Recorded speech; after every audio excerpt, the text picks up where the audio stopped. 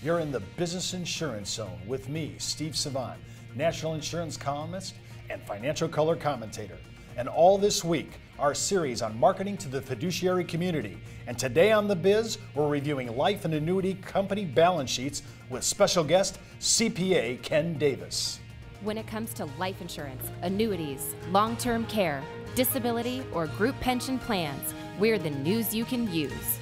Well, welcome to the Business Insurance Zone, everyone. I'm Steve Savant, your host, and we're broadcasting to a nationwide audience of financial advisors right here in Fountain Hills, Arizona, home of America's largest fountain. And again, special guest, day two, Ken Davis, CLU, CHFC, CFP, CPA. Ken, welcome to the show again. Stephen. We're talking all this week about fiduciaries. You are a fiduciary. Oh my gosh, you're so highly credentialed. I feel like I should be bowing to you. I'm not worthy to be on the same stage with you. You know, Ken, you've taught. I mean, you really taught CPA. You've been in front of the bar. You know, guys that practice law. Mm-hmm. We've talked to enrolled agents of the IRS. We've chatted with people that are trust officers. We've really had the kind of what I would say really colorful practice. Mm-hmm. I mean, because you cross over. You're our embassy. You know, I always call you our emissary. You're kind of our liaison between our world, the insurance and financial community, and the fiduciary market. Today, we're talking about something that is so near and dear to the heart of people in our second segment. It's going to be awesome. You won't want to miss it. Everything we're talking about on our 5-part series video, as well as Ken's huge white paper on how to market to fiduciaries, you can hop out to our landing page, www.brokersalliance.com/gatekeepers. Why do I use the word gatekeepers? These are the people that you have to get through if you're going to talk to anybody about buy-sell agreements, corporate, anything corporate retirement. All these people are gatekeepers. We talked a little bit about who they were yesterday: attorneys, enrolled agents of the IRS, trust officers, and CPAs.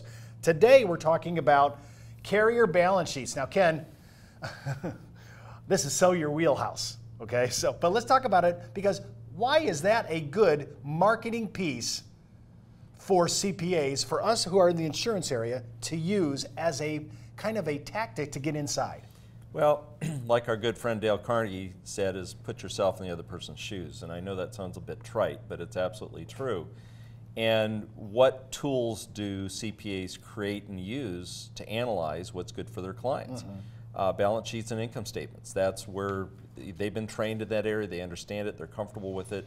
If you come to the table with balance sheets and you start showing them that we've got a 4-page report that shows detail of what the portfolios look like, what the average maturities of the bonds are, what their ratings are, the mix between liquid bonds and illiquid mortgages and stuff like that, and you start showing them things that they've never thought about, you're telling them that you care about their client as much as they do, that you've gone in and you're only representing companies that not only have high ratings, mm-hmm. but actually are going in and looking beyond the ratings and looking at these balance sheets and showing them items that makes them feel comfortable with you, that you're looking at it from the perspective of how they would and how their mm-hmm. clients would. And that you're bringing detail and information that other agents haven't brought to the table. And so you stand out from the crowd as a person. Now, instead of standing at the gate and holding you back, they're welcoming you in. In fact, if you do this right, there are many situations that not only will they say yes to the sale, but they will then refer you to other clients. I've had that happen in my career several mm-hmm. times. Not all the time, and it's, you know, it's mm-hmm. not common, but it does happen. So start thinking of them, start changing your paradigm from a gatekeeper to an ally, as a fellow mm-hmm. colleague, professional working for the best interest of the client. But the key is working for the best interest of the client, or they'll diss you and you're gone. Mm-hmm. Well, I don't want to be dissed. So I think it's really great, because what we've done is we've been able to collect all the financial material off what's called the convention blank. The convention blank is the financial filing of every insurance carrier in the United States. They have to file it with each state that they want to play in. Right. And it's what we've done is figured out a way to distill it down to a basic summary statement. But Ken, the most important thing about this giveaway on our landing page is people say, Steve, I love all that, and it's great, but I can't read that stuff. It's way too deep for me. We actually give a vocabulary word that if you would just go through it, when you go to our landing page and you download it, you're going to see examples, and we've done side-by-side examples, up to 8 carriers, by the way. All their ratings, all the balance sheet, the full Monty, including the definitions of all those things in a vocabulary. So if you don't know the balance sheet nomenclature, if you're not really familiar, boy, I don't know what accounting, look at all this vocabulary. I don't know any of these categories. We have that for you, and we can hand it to you, and I had to learn it. Let me tell you, I have to say, it took me a little bit to learn it, but once I got it kind of in my mouth and I was able to convert it into a regular part of my marketing positioning it as a marketing issue, it really became really good because we're talking their language. Well, and what's interesting about that is that glossary is excellent. It will go through, and of course with the training that our financial professionals have in terms of investments and stuff, they'll start to get it. They'll know average maturities of bonds and stuff like that and what that means. The other thing that I'm going to suggest, and this may surprise our viewers a little bit, is go out and find a friendly CPA and say, you know what, I'm really trying to study this and understand what this means so I make better selections for my clients and your clients. Can you maybe go down this glossary with me and give me some input as a CPA? They'll love it because you're showing them respect, that they're the professional, you're asking to work as a team member, you're building a relationship there. You know, we're afraid of showing our ignorance and stuff like this, but you can actually build a relationship by teaming up with a CPA, and don't try to pretend like you know it all. Humble yourself a little bit and work with them and show them that you're really interested. I have found the fiduciary market, especially CPAs and enrolled agents, they actually are natural teachers. And they like to be asked questions. And I think when you partner, you take a CPA out to lunch, and you say, yeah, I was looking through my balance sheet, I just really don't understand, what are they really saying here? I think they want to partner. They feel like they're doing a mentoring of you. It's kind of reverse psychology in a way, but actually I find it's pretty cool. I love that idea, Ken. Yeah, I think it's a super idea, and you want to make friends with these people. You don't want to see them as gatekeepers. You want to see them as your allies, and you treat them as colleagues and work with them and build relationship. For everybody that goes out to that landing page, www.brokersalliance.com/gatekeepers, whoever signs up, we're going to do a post-production show where you can do Q&A with Ken. That will be awesome. Remember, you can write us at the show at thebiz@brokersalliance.com or call us toll-free 1-800-290-7226. Don't forget, you can watch our show and all the shows that we do on the on-demand section located on our homepage at www.brokersalliance.com. You're listening to the insurance industry's #1 resource for products, planning ideas, carrier information, and interviews you can use. When it comes to life insurance, annuities, long-term care, disability, or group pension plans, we're the news you can use. Companies in our business are always touting service, products, and underwriting, and we do that too. But here's the difference. Now enter the world of the elite producer with a value package that cuts us out of the pack. A BD that approves social media marketing of non-FINRA products and doesn't take an override. With the best competition desk in the industry, and for our loyal producers, a true group health plan. No one offers that. Brokers Alliance does. Well, welcome back to the Business Insurance Zone. I'm your host, Steve Savant, and of course with us our special guest, Ken Davis, and we're talking about carrier balance sheets. And I just want to give you a heads up, I had to teach on this at a convention that I did for North American back in the day. And I have to tell you, I thought people said, well, the reason Steve's being assigned to this is because this is really a boring subject, and maybe Steve can make it a little entertaining. Yeah. And what I did was I came on stage and I talked about junk bond portfolios inside carriers. I talked about the defaulted mortgages and real estate. We talked about policy loans, and you say, what's so bad about that? Well, when I see 10, 12% of a carrier's total assets are in policy loans, which they told the client we really didn't have to pay back. Right?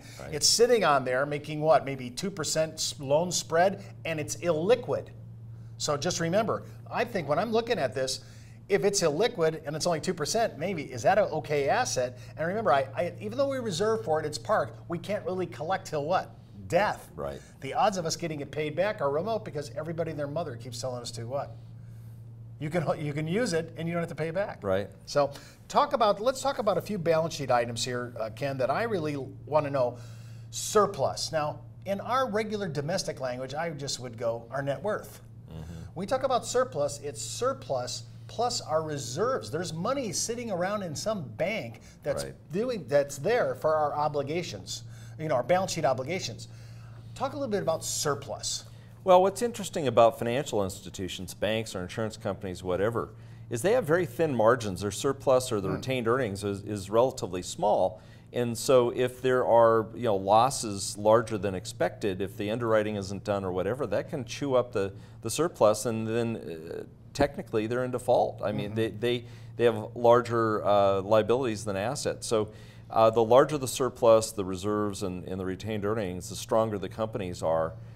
People really don't they didn't understand how vulnerable financial institutions are until this mess that we went through in 2008. So that was a really good reminder that these are highly leveraged institutions and that net worth and surplus is important.